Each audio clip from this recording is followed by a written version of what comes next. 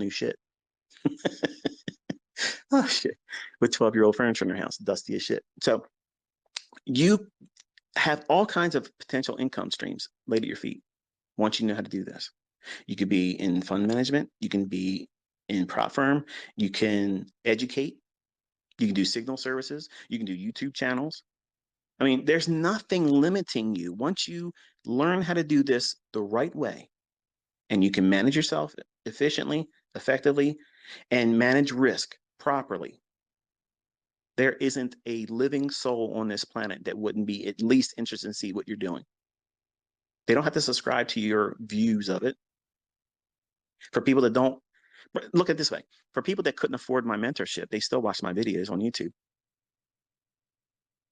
For the people that don't want to watch my YouTube videos, they still read my tweets.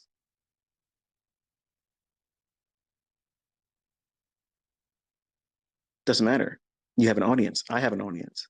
So there's a way for you to monetize this skill set in so many ways, and it not hinge on you making your trading income support you initially. That's the major thing that I want you to understand, because see, you're all trying to get rich real quick, and I'm not promising you that. I've never done that. I've always taught, have modest expectations. Back on baby pips, try to get 25 pips a week. Yeah. 25 pips a week. And if you're risking 2% each trade, it builds up nicely. I shared a spreadsheet that did all the math for you. Oh, here we go, spreadsheets. Okay, go back to Friday and show you see what I did. I outlined it in detail, where the levels were going to be, where it's going to go. Inside day, why happened? You thought I forgot about that. The likelihood of the market not going above Thursday's high and below Thursday's low on the last trading day is highly likely to stay inside the range. So if it's going to stay inside the range, it's going to be what? An inside day. No new positions are going to be pushing the range beyond Thursday's high or below Thursday's low. So right away, we have adjusted our mindset to, we are not looking for a big breakout move, because it's not likely to occur. Why? Because it's the last trading day of the year. It's Friday. And we're in the middle of a small consolidation on the daily chart anyway. Go look at your chart. Go look at the charts I shared. You'll see that. Now, that idea of looking for an inside day forces us to do what? Trade with internal range liquidity. So that means we have to work within the previous day's high and the low. And then anytime we take a trade and we trade outside of a new range, what does that mean? All the levels that I gave you going through the daily, the 4-hour, the 60-minute, the 15-minute, and 5-minute charts, I gave you all the fair value gaps, the discount low and the premium high of each one. And I took you top down into the smallest 5-minute fair value gap. Now, your charts probably don't have it extended through to the PM session. Take those ranges, extend them all the way into the 3 o'clock, into 4 o'clock. And then look at where I was buying. Look at where my stop loss was. One tick stop loss. I was not worried about that coming down and hitting my stop loss. Why? Why was I not worried about it? And why did I go in and buy more when it went down to the bottom of that fair value gap on the 5-minute? I'm sorry, on the 1-minute chart, because everything was sitting on that 60-minute discount low of the fair value gap. Look at the range on the 60-minute chart, and where I drew out on those charts that I shared on Twitter, the discount low of that fair value gap. Extend that through into 3 o'clock and 4 o'clock hour. And then I have to have my notes here. I don't want to say anything incorrectly. If you look at the 11 minutes after 3, everything, your chart should be on New York time. Okay. So you see me doing, because I had premeditated all these conversations. I showed it. I click on New York, showing you this is a New York time. Make sure your charts look like this, because our conversation I'm having right now, which I had planned all this stuff, look at the 11 minutes after 3. Okay. And if it's on New York time, it's going to be 15:11 to 15:13. That's your 1-minute fair value gap. Now, if you look at the low on the 1-minute chart at 15:25, 15:27, and 15:30, respectively, in local New York time. That would be 3 o'clock, 25 minutes after, 3 o'clock, 27 minutes after, 3 o'clock, 30 minutes after. Those three lows went exactly to the low of that 1 minute fair value gap. It did not need to go beyond that because we've already rested on the 60-minute discount low of the fair value gap on the hourly chart. We consolidated in that larger fair value gap in that 15-minute time frame. And I layered all those fair value gaps. So in layman's terms, this is what was going on. The market dove deep after my trade in the morning, getting the 5 handles, knowing full well by doing that, it would set the stage for trolls to say, 5 handles, ha, ha, ha. They're not getting 5 handles consistently, but this is continuing our conversation. 5 handles is enough for you to make lots of money. Lots and lots and lots of money. You can make all the money you'd ever need or want can be made off of 5 handles. So don't be discouraged by me or other people showing beyond 5 handles. You have to have something that you can reach for that's realistic.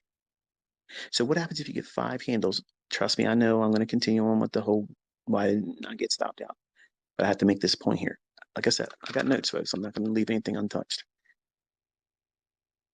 5 handles can be done one time a day easily. You can really do it every session. Morning, afternoon, morning, afternoon, morning, afternoon, morning, afternoon, morning, afternoon. That's 10 trading opportunities per week. If you can nail down 5 handles, how many handles is that over the week? 50. Now, what if you aim for 50, but you just average around 25? Because you're learning and your strike rate, not mine, your strike rate is 50-50. Are you failing? No. No. Your goal, your model is to aim for that. I have a model that I'm looking for when I was, well, I'm not trading actively Forex now, but I was looking for 50 to 75 pips every single week. I could do lots more, clearly, but it was easy for me to do it. It doesn't put pressure on me. And I have lots of ways to get it. I can get it from one setup. I can do one shot, one kill. If I don't get the one shot, one kill because I was either not on the charts or I didn't do it right or I just missed the opportunity, whatever, then I have to break that up over the course of one other trading day or multiple trading days or trading sessions. And I'm not forcing myself to go in there and try to squeeze an unrealistic expectation of 50 to 75 handles from a day that isn't likely to move that much, which is the point of what Friday's discussion was in the morning. Last trading day of the year, E-mini S&P, it's going to be an inside day. It proved to be an inside day. Now, if you can get those 5 handles one time a day and you trade Monday through Friday and you don't get caught up in trying to keep up with everybody else on YouTube or whatever other medium out there that's going to lull you into thinking that you need to be doing more because they're still doing something. Oh, this guy over here, he caught 10 handles over here. I got to get in here and do some more because it's really moving today. Stop. Listen, the banks are open from 9 o'clock to 5 o'clock, Monday through Friday, unless it's a bank holiday. And there's money going in those fucking bank accounts all the time. People are going there and making deposits and they're doing withdrawals just because that's all going on. Do you got to run to the bank? You got more money to put in the bank? You got more money to pull out of the bank just because everybody else is doing it. Stop trying to do things because you see business as usual everywhere else. That's them doing their thing. You're running your business. Your business has business hours. What is it? 8:30 to 10:30. If you stay inside those 2 hours, I promise you, all the bullshit that you're struggling with will go away. And if you just wait to the last hour, 3 o'clock to 4, that's it. There's your 3-hour work week. Do one scanning on one particular day, a medium impact news event or a high impact news event. You look 8:30 to 10:30 in the morning. If you can't find it there, wait till the afternoon. Especially if the morning is shit, you're probably gonna have a really good PM session. Something will happen real easy because it likes to give the smart money a cookie, it being the algorithm. So I'm dropping all kinds of diamonds in here, folks. And if you're not taking notes, man, you're really wasting the opportunity. It's being recorded in case you can't be here for the whole time, but just know that this is some really good shit. I would have paid money for this stuff coming up.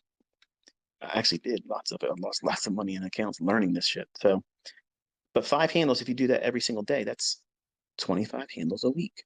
So you can do approach of looking for a trade, a swing trade of 25 handles to aim for it. And if you can't find it, if you're not skilled to be able to find a move like that on an hourly chart or 4-hour chart, no problem. Break it up. What happens if you get two 12 and a half handle moves? There's nothing wrong with that. You can find that on a 15-minute chart. But what happens if you don't have that much skill to do it like that either? And you're really trying to do that 1-minute chart because you don't like to be in there too long. You want to get in there, do your surgical strikes, and get out because you're scared and you haven't built up enough confidence yet. I understand, no problem. Go for 5. Go, personally, I go 5 1/4. Caleb, that's his model. He does 5 1/4. So once he gets 5 1/4, he's done. He's not looking at the charts no more. He's done. And I can't get him to sit with me anymore after that. Once he's done, he's done. I'm like, now watch this. Dad, I'm done. I'm like, but I want to show him some more shit. He's like, Dad, you told me. I'm like, I know, but I just love this shit. I want you to see this. But I get really passionate about it. And even though he's still growing in his understanding, I want him to be sick, like a monster. Like I want to take what I have in my head and put it in him. And with his youth, and he has a lot of the things that I have too. Like you tell him no, he's going to find a way to do it. You tell him he can't, he's going to find 12 ways he can. So I know if I can instill what I know in him, he will make me look like a neophyte because he has the time doing more of what I already know. It just, it's very hard for me to manage it because I don't want to push too hard and like drive him nuts, but I also don't want to be so hands off that he limits himself. You know what I mean? So it's like I'm an ICT and dad competing to be the better of the each. You know, I want to be the best dad I can by not forcing it on him, and I want to be typical me, ICT, where I want to cram it down your throat and it's over and over and over and over again, too much, and now you're choking on it, and you're gonna have it my way, you know. So it's very hard for me to manage that. So, but as a 5 handle trader, that's a realistic expectation for you to have. And if you're really, really new, by doing tape reading, you can grow in your confidence and say, okay, I see a setup that might yield 5 handles. But what happens if I go in and I get in the move and I get out with 2 3/4 and I just get out and I watch it go to 5? And then I do the same thing in the afternoon. Guess what that is? It's 5 handles. And you don't have that much time in the marketplace. It lets you get in and get out. It rewards you and you grow in your confidence. Is there something wrong with that? No. Not if you are so new as a trader that your experience level doesn't permit you the confidence or comfort, let's say it that way, to be in the risk that's associated with being in the market live. So you put your toe in the water, you feel if it's too hot, if it's moving around real quick, you go in, get your 2 3/4 move, and then bail out and watch and see if it goes to the 5 handles. And if it does, you'll grow in your confidence. Okay, if I just would have held on to it, it would have done that. Not thinking, oh, I wish I would have held on to it. Why'd I do that? No, see, it's how you log and journal. You retain the positives and you don't record any of the negative stuff. Because when you record it in your journal, negative, your subconscious retains that. And you anchor a toxic event around something you're trying to grow as a positive investment for your life. So you're shooting yourself in the foot, basically. You're trying to turn something you've been motivated to do for a positive thing, you're turning it toxic without realizing it. So that's why you're sugarcoating all of your journal experiences. You want it to be a love story to yourself. You're writing a love note to yourself every trading day, and you're doing it through charts. You're showing charts and you're putting little, I love what I'm doing. This is great that I can see this. And you're retaining that. Your brain loves that kind of stuff. Your brain loves it. It releases chemicals into your body that remembers it better than just the static memory of it alone. Think about it. When you went to a movie, maybe you've already seen this movie, okay? And you went there and you saw it with your friends. You saw it, it was all right. Okay. And you're meeting this girl or significant other, and they say, hey, look, I really would like to see this movie. And you're thinking, oh, fuck, I've already seen this movie. All right, well, they want to go. I don't want to be a jerk. Let's just go with them. And you go to the movie and you have a great time. They're holding their hand and they're, the experience there. And now all of a sudden, that movie has a positive attachment to your memory versus, yeah, I saw it, it was all right. Now you got somebody that's nice to you, that smells next to you, it's like beautiful, and it's a totally different experience. And now you add to it what? All the embellishments of what happens after the movie without being crude. And it doesn't necessarily mean the bedroom either. Going to a dinner, taking a walk and saying that was a great movie. I love having time with you. All those things are positive things that you're remembering. When you break up with people, as painful as it is to think about the things that caused that breakup, when you're not with them and they come to mind, what do you think of? I miss them when I used to do this with them. And you miss that. You ache because you made what? A positive memory about that moment with that person. And every time you think about that song when it comes on, that's why it hurts, because you can't plug into that good feeling anymore. You've been cut off. So you don't ever want to invite that shit in your journaling. Journaling is always positive. You never, ever, ever say anything negative in your journaling, ever. Even if you did something wrong, you say, okay, this was an amazing opportunity for me to get the insights for when the market does this. You see how I just did there? I discharged and disarmed any possible chance for me to look at that losing trade or an idea that I thought would have panned out in the marketplace that was, perfect example, CPI. You saw two instances where I co-signed. I didn't have to do it, but I wanted to prove to you this is what I would expect right now, and it didn't do it. It just went right up the other way, or other way, going down. There was another time earlier in the summer where I did it where Caleb was right next to me, and literally was like, wow, that was so quick. But that same instance, I was right about it, but I wouldn't touch it. So that speed of movement and price action on those types of events, if you're wrong, the way you disarm that is say, okay, this is why we don't trade ahead of the CPI number, because it's too violent, it's too one-sided, and it's unforgiving. You can't trade your way out of it. You can't fix it. When the damage is done, it's like a neutron bomb, just boom, it's gone. All living organisms are evaporated. Everything else looks the same except for any living organism is gone. So you don't want to vanquish your trading career on one trading event like a CPI number. And you don't also want to stifle your development by recording highly emotional negativity in your journal entries. And it's easy to do. You feel like you want to do it. Don't. Don't go on social media and complain either. Oh, it's stupid so and so. Or I made a stupid mistake. I fucked up doing this, doing that. When you do that, you release it and it comes out of you. You think you let go of it, but your subconscious has got a lifeline to that, and it's anchored to your subconscious, and you will not cut it off. And the next time you get in the marketplace, what's going to happen is, all right, I'm getting in a trade. Oh shit, this feels like that last time it did this and this and this, and I, you know, took a bigger hit than I was supposed to. I'm scared. Now you're worried about having a repeat of that same toxic event. That's normal with trading. You're going to have a losing trade. You're going to do something wrong. That's normal. Okay. Every one of us is doing it wrong. Okay. Every single one of us is going to have that. It doesn't mean you can't trade. It doesn't mean you're not profitable. It doesn't mean you have a good system or not a good system. It just means that you're human. But when you get in that trade and now you're starting to think about that other time when I was at band camp and you know what I mean, that whole bad experience. I'm not trying to make fun of anybody that went to band camp, but no, I didn't go to band camp. But if you look at the logic of referring back to another trade while you're in that trade, are you managing that trade? No. You're managing fear about another trade that you can't make more on or lose more on. So your mind's divided.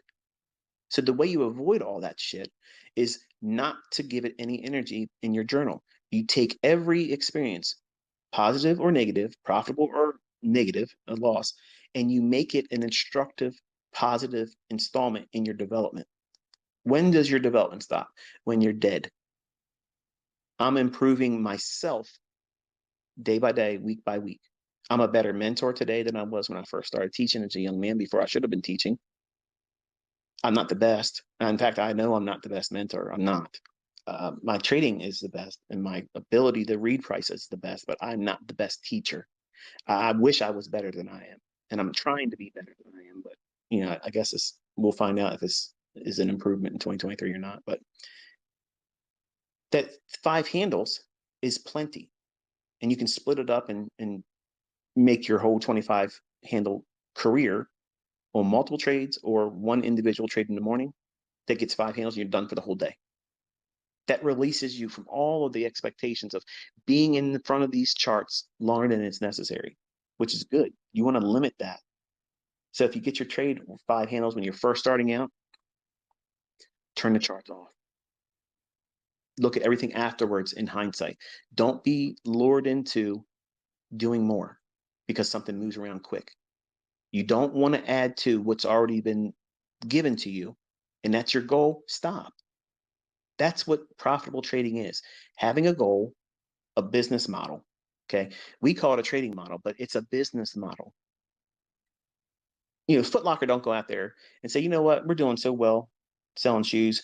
We need to get into the fucking pizza business. Let's start selling pizzas and burritos. Because who wouldn't want a fucking Foot Locker burrito, right? That shit don't work. Okay. You're not going to upset the model that works for them. Okay. And vice versa. You have a model, you sit down, you've done all the work, you built yourself up, you're learning this, and now you settled in, you're going to look for 5 handles in the E-mini S&P or the NASDAQ, one or the other. I'm preferring ES, and I think you should do that too. If you want to go into NQ later on when you have more ability, that's fine. But when it moves fast, it can be wild and it can hurt you. It's a little bit more chaotic. So just be mindful of that. Don't be afraid of it, but in the beginning, respect it, because if you don't know what you're doing, it can sting you. But you want to have that business model of knowing, when are you going to stop? See, when I go into live streamers all the time, I'll ask them, I'll say, hey, look, I asked this of Trades by Matt. I asked it by Corbs. I asked it by 2 other YouTubers, and they ignored me in there because I know why. They don't want to talk to me because they think I'm in there trying to make fun of them. I'm not. I respect anybody that's doing a live stream. I would never go in there and try to be disruptive about anything like that, because number one, it takes a lot of focus and it's a dick move, and two, I can respect the fact that they're doing it, because there isn't a lot of people that are willing to get out there and literally live stream. So that is ballsy. In anybody that does it, that they got my respect, even if they blow up all the time and blow their accounts and go to maximum loss multiple times in the same week. It's still respectful that they do it. I want to ask them questions like, hey, when do you stop? What draws the line in the sand? Say, okay, I'm not trading anymore today. I've done enough, either because of the loss or the win. Like, how do you get to the point of contentment where you no longer feel that it's needed for you to be in front of the charts? Have you even considered that in your development, in your building of your trading plan? Because it's easy to see, oh, it's early. I've already got my 10 handles for the day. That's 2 days work. That's 2 days of work. What do you think? You're going to go in there again? Because that's exactly what you're going to do. You're going to think the market's on fire. You got to push your edge until it's dull and you lost what you made and more. Plus commissions. Don't you feel smart? Twitter can get you hurt by people that don't know what the fuck they're talking about. Your business model is only profitable when you follow it.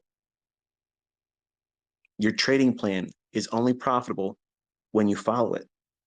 Your wife, your husband, your significant other, your children, your dependents, your best friends, your coworkers, your boss, and ICT, we're not going to be there to help you press the button and manage it and tell you when to stop.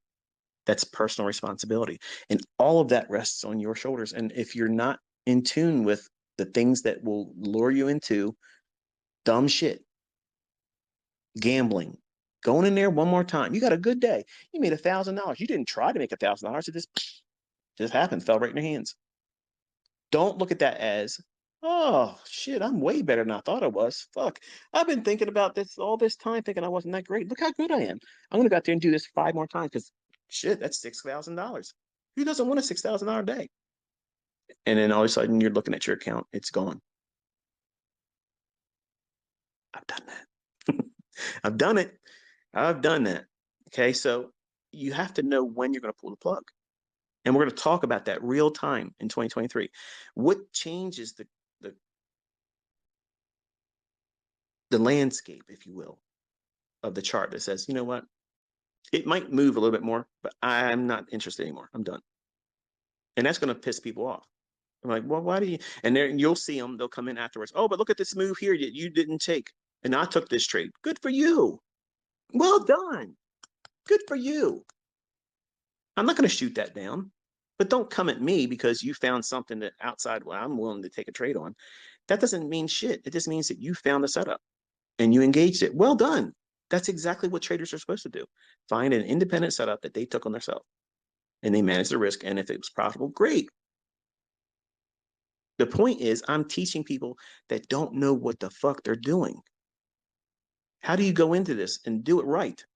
How do you avoid all the likely pitfalls and snares that always trip up the neophyte new startups?